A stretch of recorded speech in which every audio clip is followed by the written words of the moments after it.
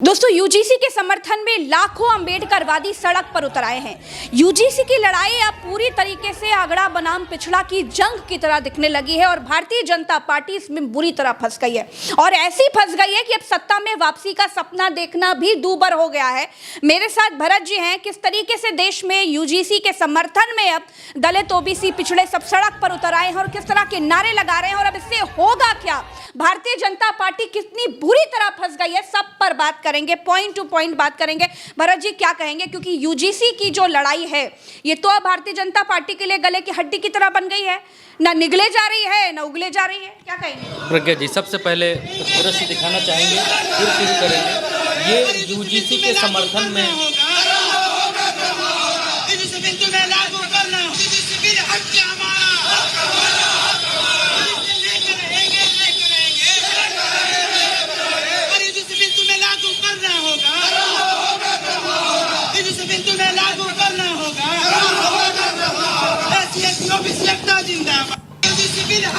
ये प्रज्ञा जी ऐसे प्रदर्शन एक जगह नहीं, दो जगह नहीं, पूरे उत्तर प्रदेश में जिलों में, यूनिवर्सिटीज़ के पास में ये जो प्रदर्शन हम दिखा रहे थे आपको, ये बिहार का प्रदर्शन था। बिहार के रोहतास ज़िले में ये प्रदर्शन हो रहा था और उत्तर प्रदेश में देखिए किस तरीके से लोग प्रदर्शन कर रहे हैं। लोग सड़कों पर आकर प्रदर्शन कर रहे हैं और यूजीसी का समर्थन कर रहे हैं। अभी तक प्रज्ञा जी समाज का एक वर्ग प्रदर्शन कर रहा था, अपर कास्ट समाज प्रदर्शन कर रहा था और अब SC, ST और OBC समाज के लोग सड़कों पर उतर आए हैं और वो यूजीसी के समर्थन में, यूजीसी को लाने के लिए प्रदर्शन कर रहे हैं। इलाहाबाद यूनिवर्सिटी की एक तस्वीर हम आपको दिखा देते हैं, पहले तस्वीरें दिखा देते हैं, फिर उसके बाद बातचीत करेंगे। ये देखिए, ये इलाहाबाद यूनिवर्सिटी की तस्वीर है जहाँ पर छात्र सड़कों पर, ये इलाहाबाद यूनिवर्सिटी की तस्वीर है जहाँ पर छात्र सड़कों पर दिखाई दे रहे हैं। छात्र यूजीसी के समर्थन में प्रदर्शन कर रहे हैं। इसके अलावा और तस्वीरें हमारे पास हैं, वो भी दिखाएंगे। बहुत सारी तस्वीरें हैं, इतनी तस्वीरें दिखाएंगे तो बातचीत नहीं हो पाएगी, लेकिन हमारा मकसद बातचीत करने का है। ये देखिए, ये इलाहाबाद यूनिवर्सिटीज़ के प्रोफेसर जो है वो यहाँ पर बात कर रहे हैं। जवाहरलाल नेहरू यूनिवर्सिटी से MA, MPhil, PhD किया हूँ। वहाँ भी जाति की बातें थी। जब मैं इलाहाबाद यूनिवर्सिटी में आया 2013 में, तब से हमारे बच्चे लगातार कहते रहे कि हमारे साथ जाति की घटनाएं घटती हैं। 2019 में तो इस तरीके से प्रोफेसर्स अलग अलग जगहों पर, पिछड़ी जातियों के प्रोफेसर्स और SC, ST प्रोफेसर्स वैसे भी हैं नहीं, कॉलेजेस में या विश्वविद्यालयों में प्रोफेसर्स उतने हैं नहीं, और जो हैं वो सब इसके विरोध में उतर आए हैं। एक चीज़ मैं और आपको दिखाना चाहूँगा, फिर मैं अपनी बात को शुरू करूँगा प्रज्ञा जी। ये एक टाइम्स ऑफ इंडिया का ये एक आर्टिकल है जिसमें आप देखिए कि प्रोफेसर्स की क्या हालत है। केवल 4% प्रोफेसर जो हैं 45 यूनिवर्सिटीज़, सेंट्रल यूनिवर्सिटीज़ में OBC हैं, बाकी सब अपर कास्ट का दबदबा है। यहाँ पर आप देखेंगे तो 1341 प्रोफेसर हैं जिनमें 1146 सिर्फ जनरल के हैं, 2817 प्रोफेसर हैं एसोसिएट प्रोफेसर और 2304 जो है एसोसिएट प्रोफेसर जनरल के हैं। असिस्टेंट प्रोफेसर में 13000 प्रोफेसर हैं जिनमें 8000 जनरल कोटे से यहाँ पर हैं। तो एक मोटा मोटा आंकड़ा हमने आपको दिखाया कि भेदभाव तो होता है यूनिवर्सिटीज़ के भीतर, इसमें कोई दो राय नहीं है। और पहले सरकार ने ये फैसला पारित किया, पहले ये रूल बनाया, नियम बनाया कि भेदभाव नहीं होगा तो शिकायत दर्ज करी जाएगी। जब अपर कास्ट समाज ने इसका विरोध किया तो सरकार ने रोल बैक हो गए सरकार, और सरकार ने सुप्रीम कोर्ट के भीतर, वो हमने कल और हमने आपने ये वीडियो किया था और दर्शकों को बताया था कि सुप्रीम कोर्ट के भीतर ढंग की पैरवी ही नहीं की और सुप्रीम कोर्ट ने इस पर रोक लगा कर। ये जो लड़ाई भरत जी अब दिख रही है, ये अगड़ा बनाम पिछड़ा दलित की तरह दिखने लगी है और मैं वहीं पर आ रहा हूँ प्रज्ञा जी। तो अब पहले अपर कास्ट समाज रोड पर था, अब SC, ST, OBC रोड्स पर है। आपको प्रज्ञा जी याद पड़ रहा होगा, आपने पढ़ा होगा कि जब 90 के दशक में इसी देश में मंडल कमंडल वाली राजनीति शुरू हुई थी, इसी देश में जब मंडल आयोग और दूसरी तरफ आडवाणी ने रथ यात्रा निकाल दी थी, मंडल कमंडल की उस लड़ाई में भारतीय जनता पार्टी को सबसे ज़्यादा नुकसान हुआ था। भारतीय जनता पार्टी, मेरी बात से अगर आप लोग असहमत हों तो प्लीज़ कमेंट में बताएं, क्योंकि ओपन फोरम है, अगर आप असहमत हैं तो बता सकते हैं। भारतीय जनता पार्टी को तब प्रज्ञा जी फ़ायदा होता है जब जब भारतीय जनता पार्टी की राजनीति हिंदू बनाम मुस्लिम की होती है, भारतीय जनता पार्टी तब तब घाटे में जाती है, भारतीय जनता पार्टी तब तब बुरी तरीके से हारती है या नेपथ्य में जाती है या उसका बुरा समय शुरू होता है जब जातियां लामबंद होना शुरू होती हैं। उत्तर प्रदेश में, बिहार में, ख़ास तौर पर अगर देखेंगे तो उत्तर भारत में ये यूजीसी का जो कानून आया है, इसके बाद जातियां अलग अलग खांचों में बटी हुई दिखाई दी। अब तक जितनी मेहनत भाजपा ने की थी कि भले ही SC ST की लिंचिंग करो, भले ही उसको मारो, भले ही उसको पीटो, भले ही कुछ भी करो, घोड़ी ना चढ़ने दो, कुछ भी ना करो, लेकिन ये चिल्लाओ कि जातियों में मत बटो, सब लोग हिंदू हो, हिंदू बनकर मुसलमानों से लड़ो, हिंदू बनकर रहो वरना मुसलमान कब्जा कर लेंगे, फलाना, वो सारा भारतीय जनता पार्टी का बनाया हुआ किला आज की तारीख में ध्वस्त होता हुआ दिखाई दे रहा है। दूसरी बात यह कि SC ST समाज और OBC समाज अब जागृत हो चुका है।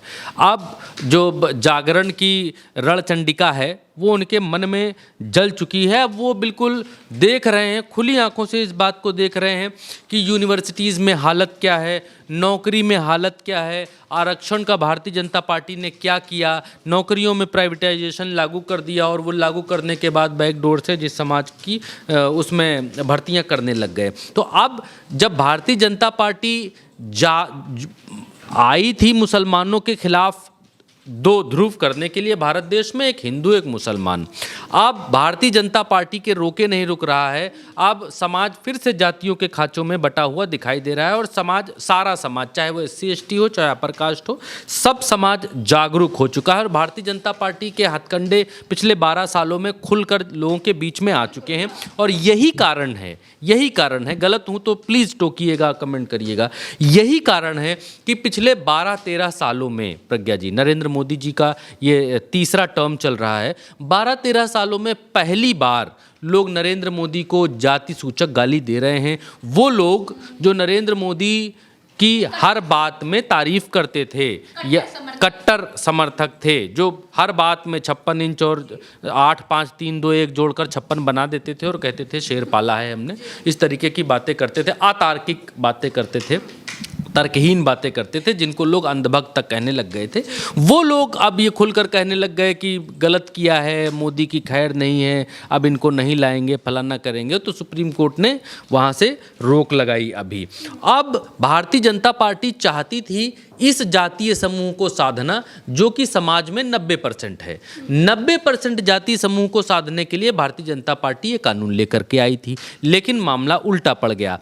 अब उस 90% को खुश करने के लिए कानून लेकर आई, चलो वो 90% एक बार मान लेते हैं खुश हो गया, लेकिन अब अदालत से स्टे लगने के बाद फिर से वही स्थिति आ गई। अब जिसको आप खुश करना चाहते थे वो सड़कों पर है, आज की स्थिति यही है। और सबसे बड़ी बात यह है कि जो गोदी मीडिया, जो टीवी मीडिया भारत देश का, कल तक कुछ प्रदर्शनों को, मान लीजिए 20 प्रदर्शन 25 प्रदर्शन हुए, उन प्रदर्शनों को ऐसा कवरेज करके दिखा रहा था जैसे पूरे भारत देश में आग लग गई हो, जैसे उसके अलावा कोई खबर नहीं हो।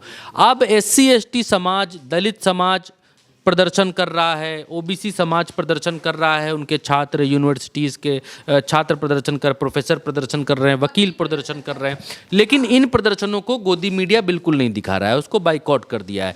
इसीलिए कहते हैं कि जब आपका प्रतिनिधित्व नहीं होता है कहीं, चाहे वो यूनिवर्सिटीज़ में हो, मीडिया में हो, सुप्रीम कोर्ट्स में हो, जजों के बीच में हो, अस्पतालों में हो, डॉक्टर्स में हो, तो फिर आपकी हालत ऐसी ही होती है। अगर मीडिया में प्रतिनिधित्व 2-4 मालिक, 2-4 चैनलों के ही मालिक अपर कास्ट से या माफ़ करिए OBC से या SC ST समाज से होते तो पूरी कवरेज नहीं, 2-2, 4-4 खबर तो कहीं ना कहीं देखने को मिलती। लेकिन गोदी मीडिया ने बिल्कुल बाइकआउट कर दिया है, ख़त्म कर दिया। अब लगता है कि अब कोई प्रदर्शन नहीं हो रहा है, अब सब शांति हो गई है, अब सब खत्म हो गया है। यही होता है भारतीय जनता पार्टी के चुनाव के समय, रैलियों के समय, इसी तरीके से गोदी मीडिया बिहेव करती है। लेकिन टॉपिक गोदी मीडिया नहीं है प्रज्ञा जी, टॉपिक ये है 90 के दशक में जिस तरीके से मंडल कमंडल की राजनीति ने भारतीय जनता पार्टी को करारा झटका दिया था, वही समय फिर से लौट करके अब आ चुका है। और अब फिर से जातियों ने अपनी अपनी शक्ति पहचानी है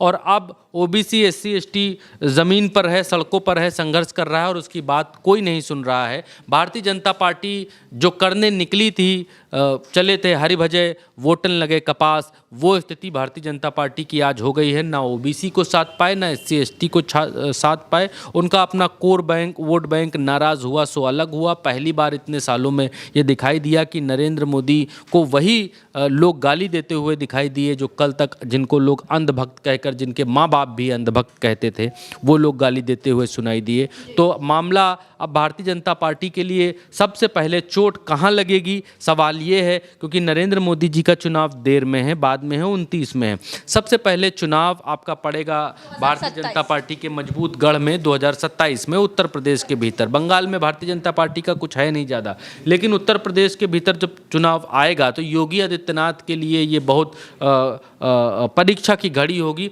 और दूसरी बात यह है कि भारतीय जनता पार्टी के भीतर भी अंतर्कलह इतनी है कि अभी हमने और चंद्रकांत जी ने एक वीडियो में दिखाया था कि कैसे महोबा के भीतर एक विधायक ब्रजभूषण राजपूत जल शक्ति मंत्री स्वतंत्र देव सिंह की गाड़ी को रोक लेते हैं, उनको बंधक बनाने जैसी स्थिति आ जाती है। क्यों? भाजपा ही भाजपा के मंत्रियों को घेर रही है, क्योंकि भाजपा काम नहीं कर रही है और वो ये बात को कहते हैं कि मोदी जी की नल घर योजना है और उस योजना को भारतीय जनता पार्टी लागू नहीं कर रही है, सब उल्टा सीधा पड़ा हुआ है, ये काम करना पड़ेगा। तो उत्तर प्रदेश के भीतर वैसे भी भाजपा के लिए स्थिति ठीक नहीं है, पार्टी वाइज ठीक नहीं है, संगठन बटा हुआ है, मंत्री और विधायकों के भीतर मार है और दिल्ली और उत्तर प्रदेश के भीतर मार है। और अब उस स्थिति में शंकराचार्यों और सरकार के बीच में इतनी तगड़ी फाइट है और इस बीच में अब छात्र और जातीय संगठन और समाज अलग अलग खाँचों में बंटने लगा है, जो भाजपा के लिए ठीक नहीं है। भाजपा तभी मजबूत है,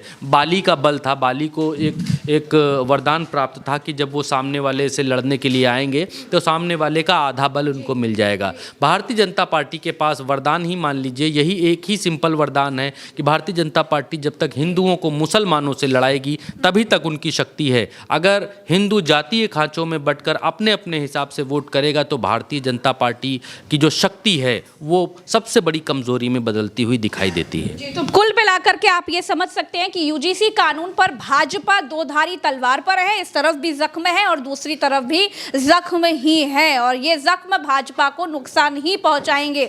एक तरफ सवर्ण जो भाजपा का कोर वोट बैंक है वो भाजपा से भयंकर नाराज हो गया, गालियां देने पर उतारू हो गया और दूसरी तरफ जो दलित ओबीसी पिछड़े समाज के लोग हैं अब वो यूजीसी के समर्थन में भाजपा को नुकसान पहुंचाने के लिए बिल्कुल बिल्कुल बिल्कुल तैयार बैठे हैं और ऐसा लग रहा है कि जो बची कुची नाव थी अब वो भी डूब जाएगी। तो फिलहाल के लिए हमारे साथ इतना ही। अगर आपने चैनल को सब्सक्राइब नहीं किया है तो सब्सक्राइब जरूर कीजिएगा, वीडियो को शेयर कीजिएगा, अपनी राय हमें कमेंट में बताइएगा। चलते हैं, नमस्कार, जय हिंद।